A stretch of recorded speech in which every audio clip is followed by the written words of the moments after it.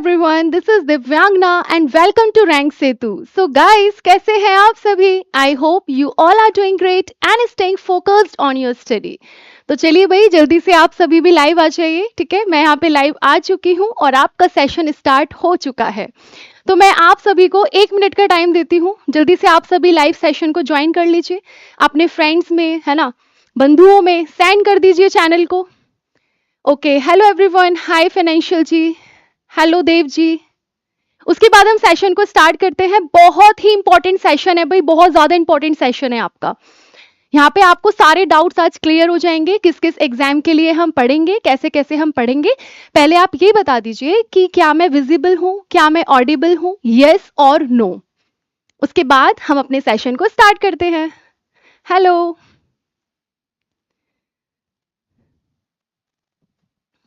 हाँ जी, करें start.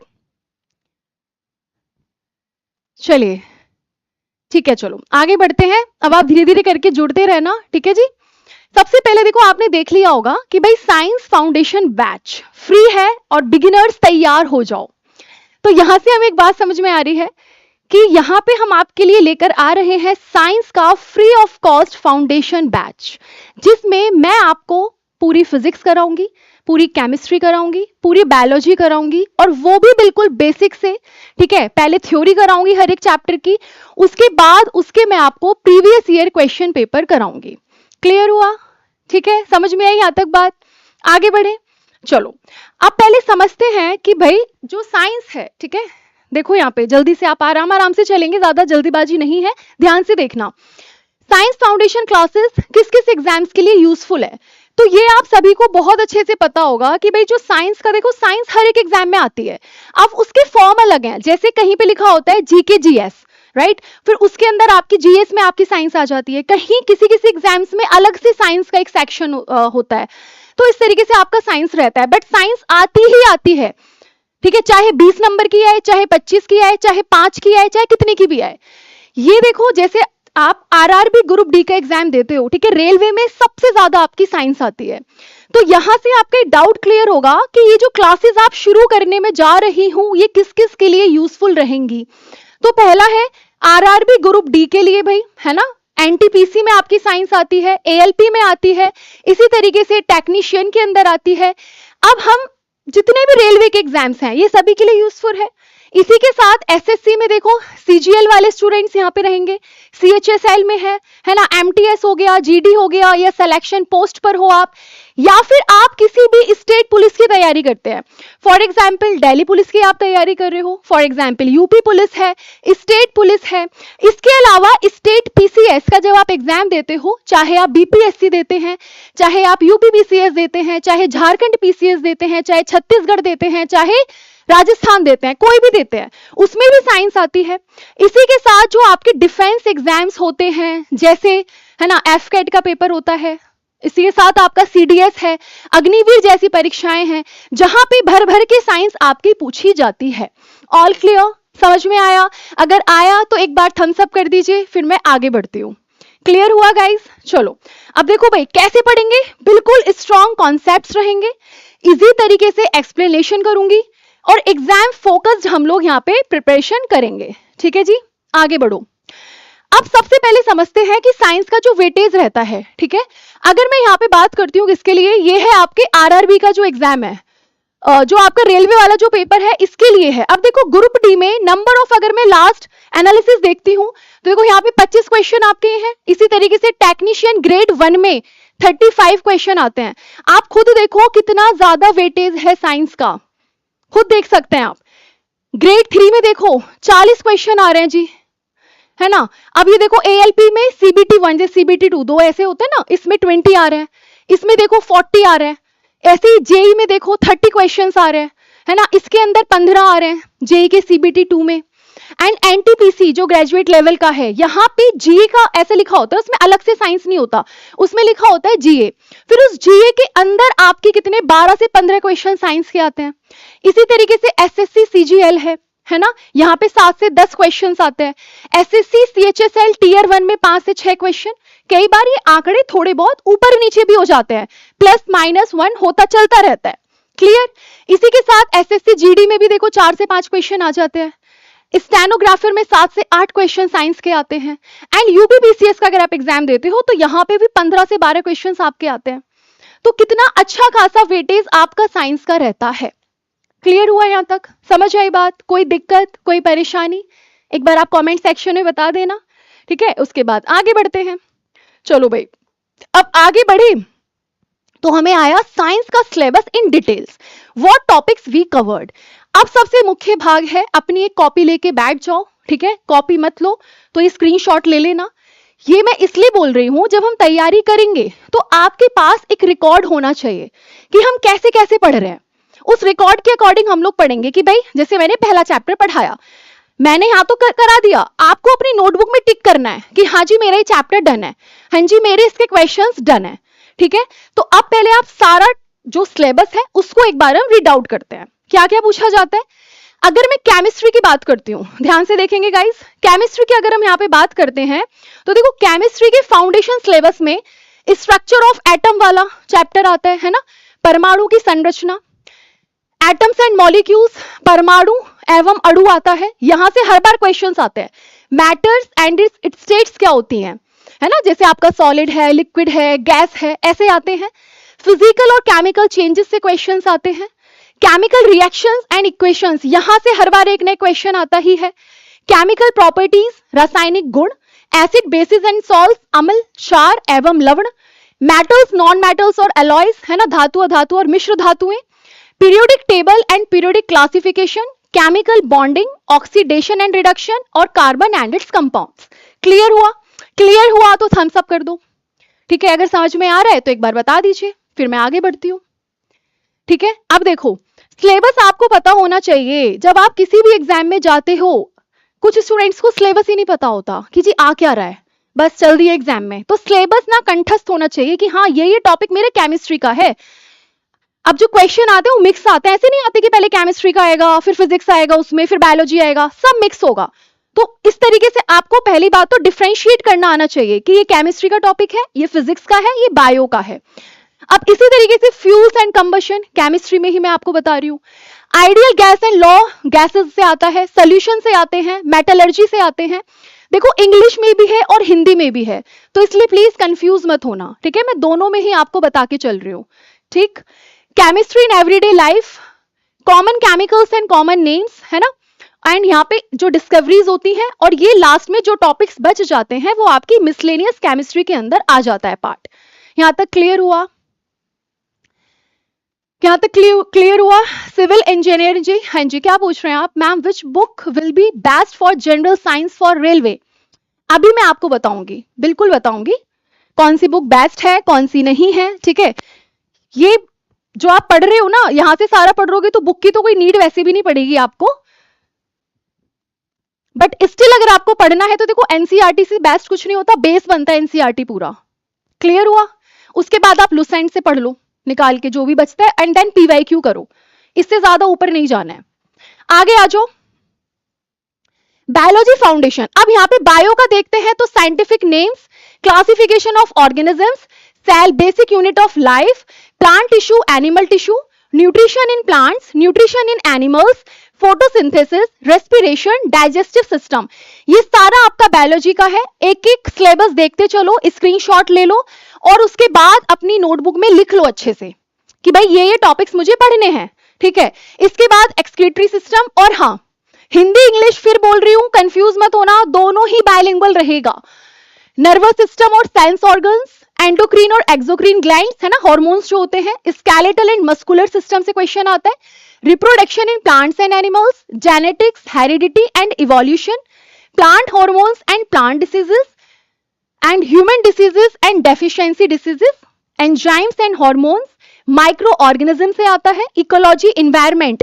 Biology के अंदर ही ना आपका इन्वायरमेंट वाला पोर्शन भी आता है बायोलॉजी में, ध्यान रखना। उसके बाद नेचुरल रिसोर्सेज, वैक्सीन्स और इंपॉर्टेंट डिस्कवरीज, साइंटिफिक स्टडी, और लास्ट में मिसलेनियस, ठीक है? जितना बचता है लास्ट में वो हम किस में पढ़ते हैं? मिसलेनियस में पढ़ते हैं। क्लियर हुआ? चलिए आगे बढ़े। अब आता है यहां से आपका किसका? फिजिक्स का फाउंडेशन, ठीक है? यहां से आपका फिजिक्स का स्टार्ट हो जाता है। अब इसमें क्या आता है आगे देखते हैं।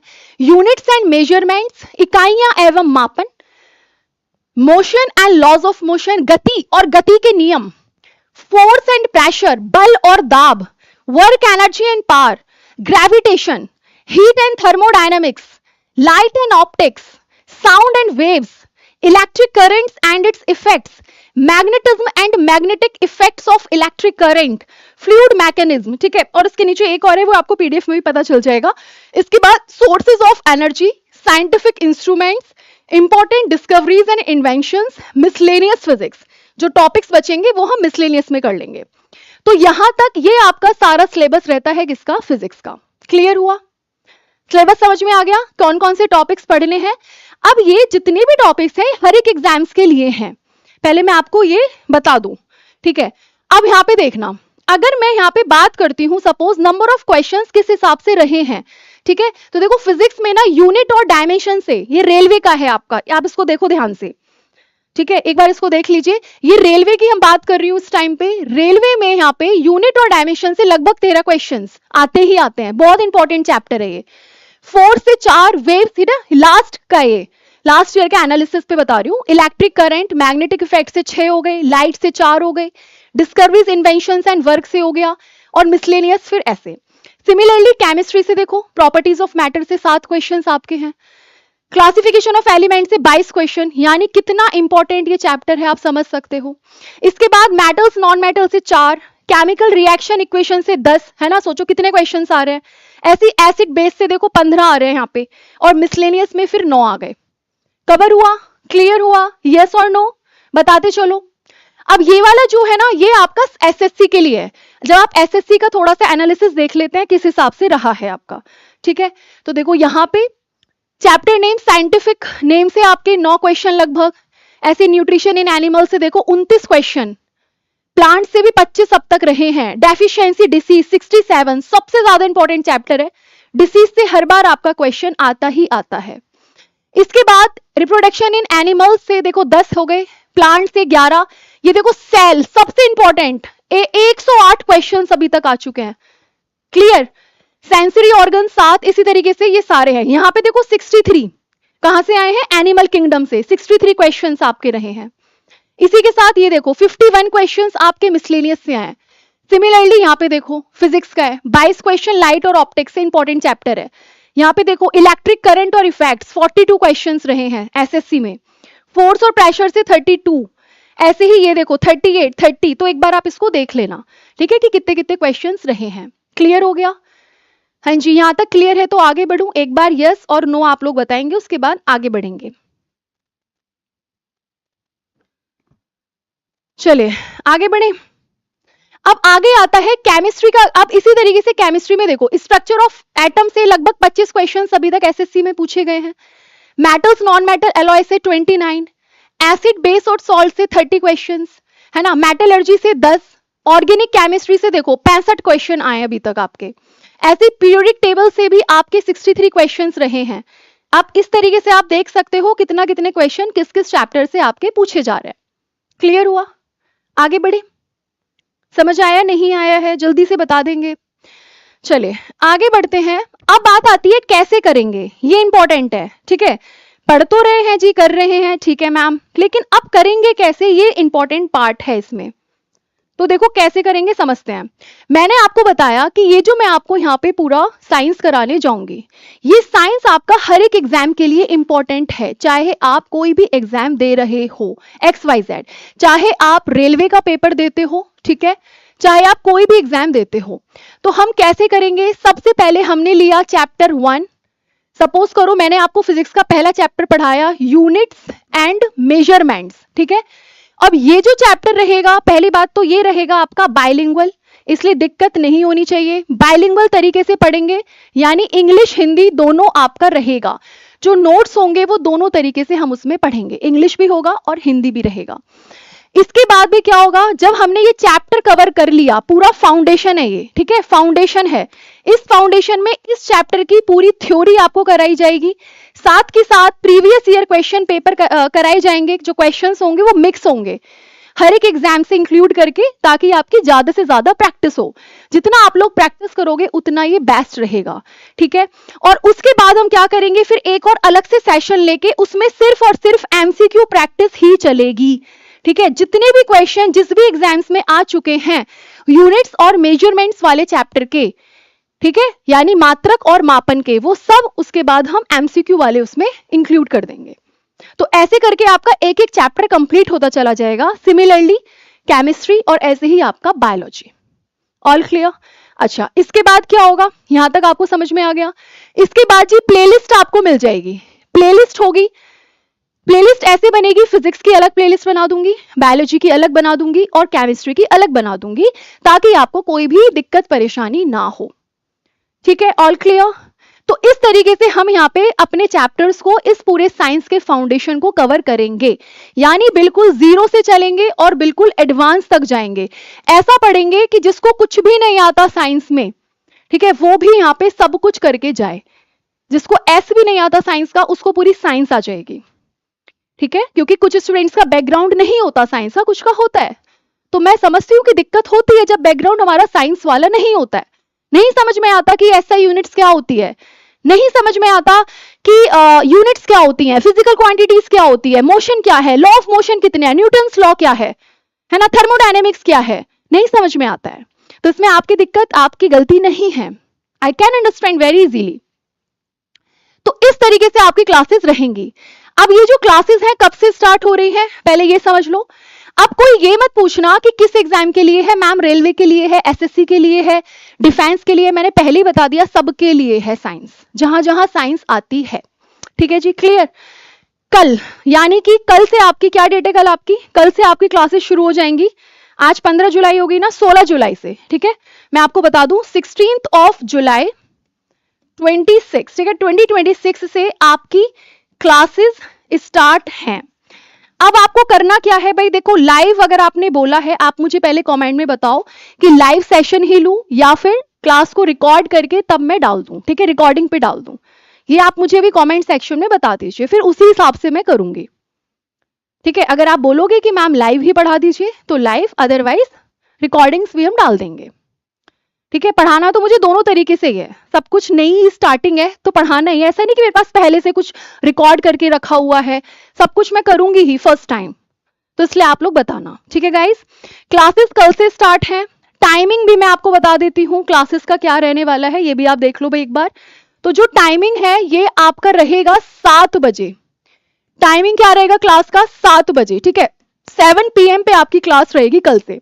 और साइंस की क्लास अब से आपकी 7 बजे ही आएगी लाइव। फाइनेंशियल पंडित जी, ओके लाइव। उसके अलावा कोई और वोट है लाइव के लिए, या फिर जो अगर वीडियोस बाद में भी देखे ना वो भी प्लीज बताना, है ना, रिव्यू जरूर दिया करो कि भाई क्या है, या फिर आपको वीडियो कैसी लगी, इंफॉर्मेटिव है तो ऐसे।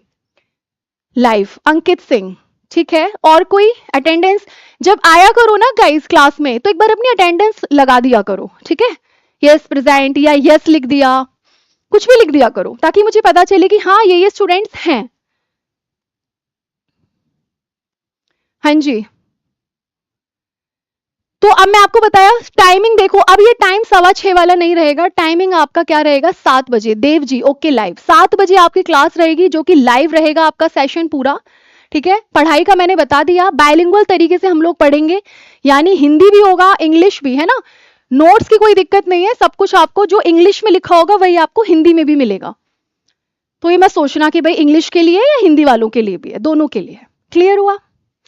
इसके अलावा और बताओ, और कुछ डाउट हो तो आप पूछ सकते हो।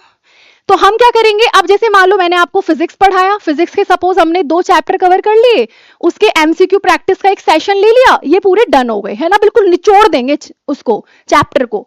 फिर मान लीजिए अगर आपको लग रहा है मैम बोरियत हो रही है फिजिक्स से, अब केमिस्ट्री पे आ जाओ, थोड़ा एक आध चैप्टर केमिस्ट्री का करा दो, कोई दिक्कत नहीं है। फिर मान लो एक चैप्टर मैंने आपको केमिस्ट्री का करा दिया, ऐसे कर लो। फिर मान लो बायो का एक आध चैप्टर कर लिया, ऐसे कर लो। फिर फिजिक्स पे आ जाओ। करना तो तीनों ही है, फिजिक्स भी करना है, केमिस्ट्री भी करना है, बायोलॉजी भी करना है, छोड़ना तो कुछ है नहीं, है ना। तो आप इस तरीके से बता सकते हो, जैसा आप बोले इसी तरीके से मैं करने के लिए तैयार हूं। क्लियर हुआ? और बताओ, 1 मिनट रुकेंगे।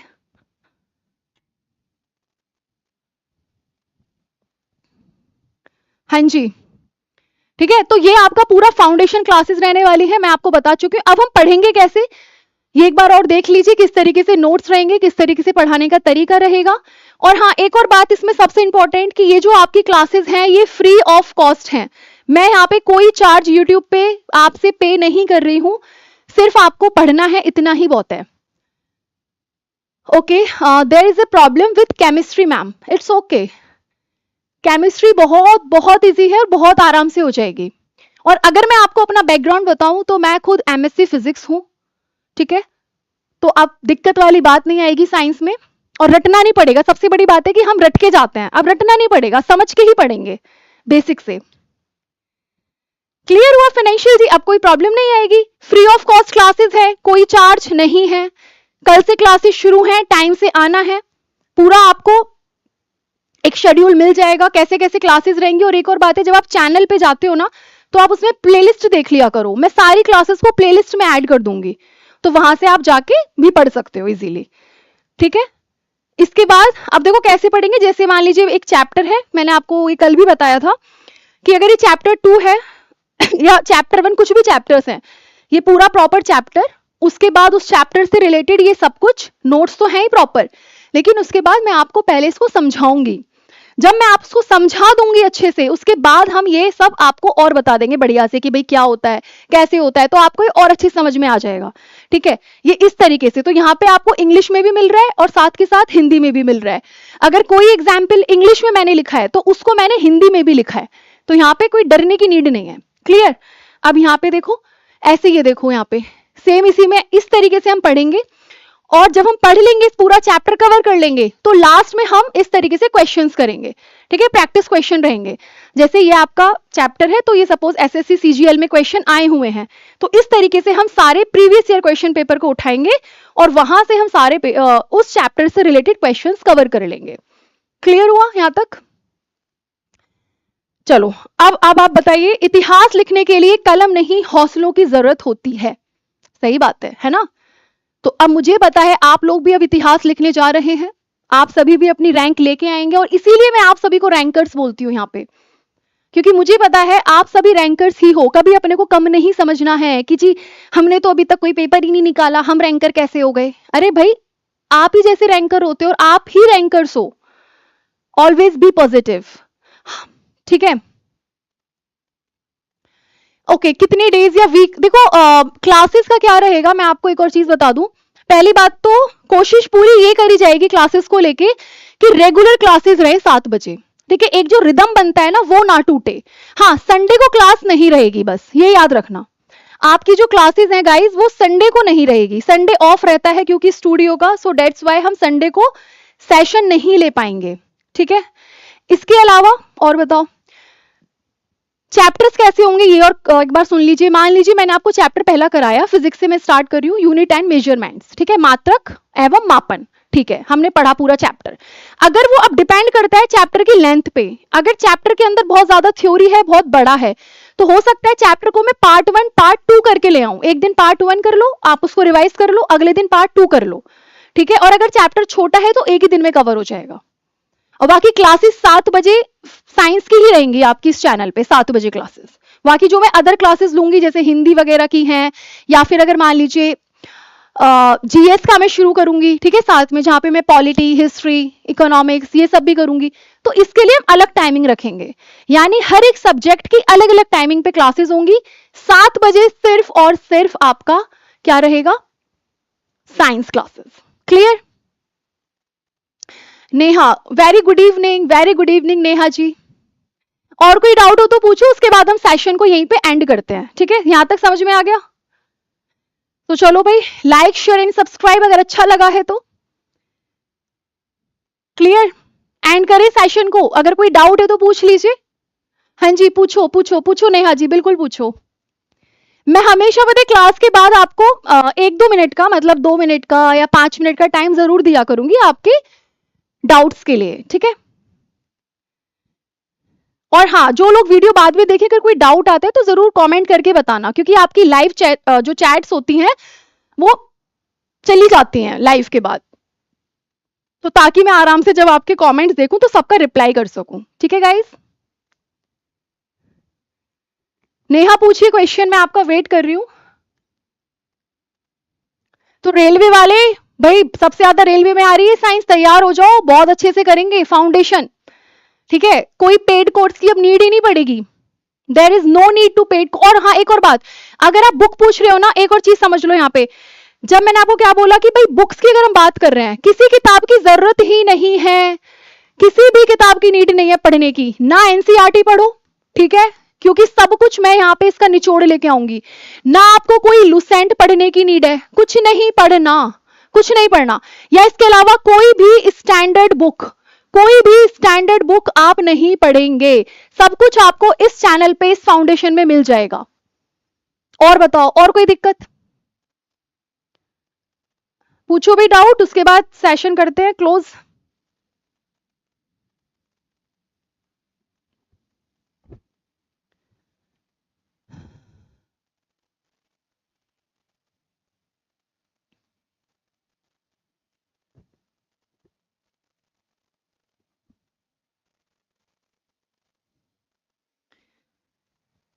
गाइज आप लोग डाउट नहीं पूछ रहे हैं, ठीक है,